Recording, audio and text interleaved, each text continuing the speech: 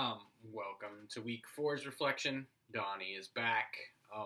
Going to be talking about Lacan and more so probably phenomenology because it's something when talking about a specific phenomena, like reading, the phenomenology of reading, which I'm going to use as an example, I understand it, but when talking about it as a whole field of study, it's really abstract and really hard for me to understand, and I think that was kind of universal in class. But I wanted to talk about Lacan first.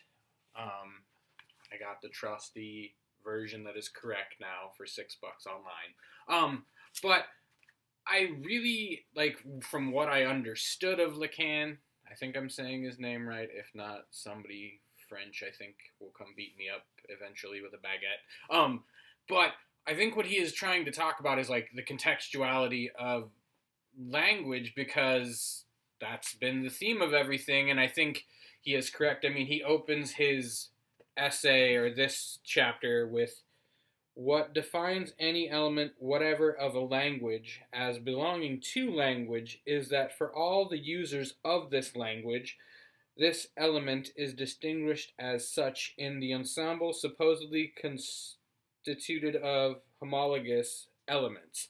So basically, it feels like what he is saying is like what makes words words within a culture is that the rest of the culture has an understanding of it. I think a good example would be like the new words we add to the dictionary, like yeet. That's one that is now almost come and gone. I mean, I can remember 2 years ago having conversations with people in the English department about the past tense of yeet being yeeted or yoted, how we were working out the rules of how this word would apply within the English language. And I think that's what he is talking about here is the contextuality of language and how we go about creating it. And I get really lost with Lacan, but like that's the point I wanted to glom onto is his idea that like language is contextual in that um, we lost my train of thought because of the email. But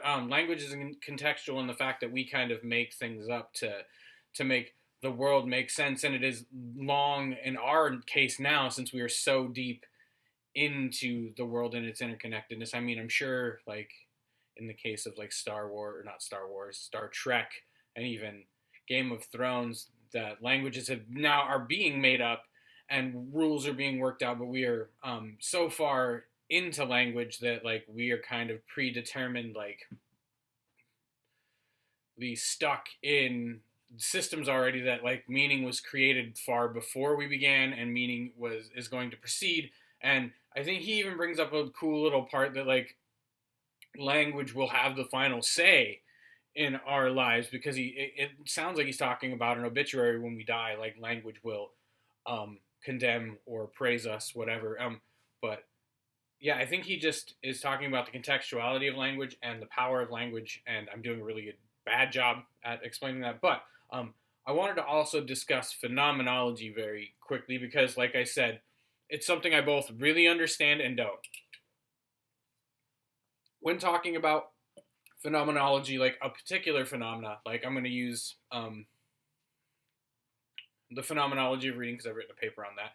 I can explain that pretty well because it's discussing or analyzing what happens when I read a book and have a conversation with a long dead author through his words and how those words interact with me in the same way as having a real live conversation, in a similar fashion as having a real live conversation, and then how I can take those words in and they help shape who I am. I can accept, I can reject, I can modify.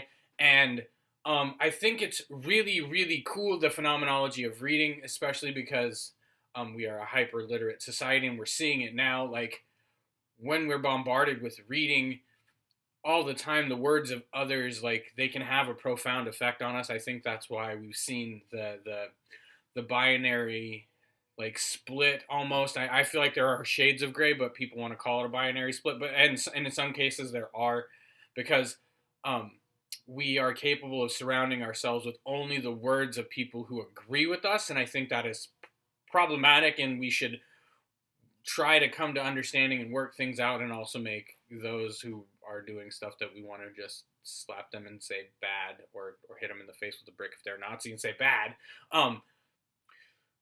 We have to try to talk.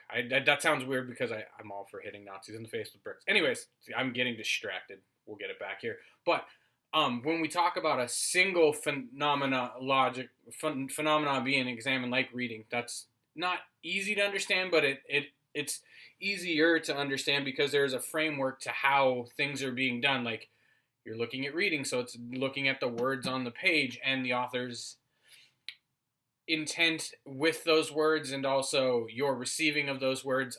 But phenomenology as a whole, like the study of phenomena, is is uh, is very hard to understand. And I think uh, Curtis said, I'm not sure if he said epistemology or tax. I think he said taxonomy of experiences, and I think that that's a good way to look at phenomenology. Is it's like the different phenomena, like the phenomenology of listening to music. Could be one that you could talk about, and it'd be easier to understand that specific one versus the whole field of phenomenology. And I think that was something that we struggled with, was like what it is. And um, I personally like Stanford Dictionary's definition. I'm going to dumb it down. It is like the observation, or the analyzing of um, somebody's first person experience of an event, be it like being scared or reading, that sort of a thing. Um, that makes sense to me and tracks with me. I'm gonna stop now because that's my thoughts. I really like phenomenology, but it's hard to understand, and Lacan is hard to understand too, and everything is hard to understand in psychoanalysis because Freud, Freud.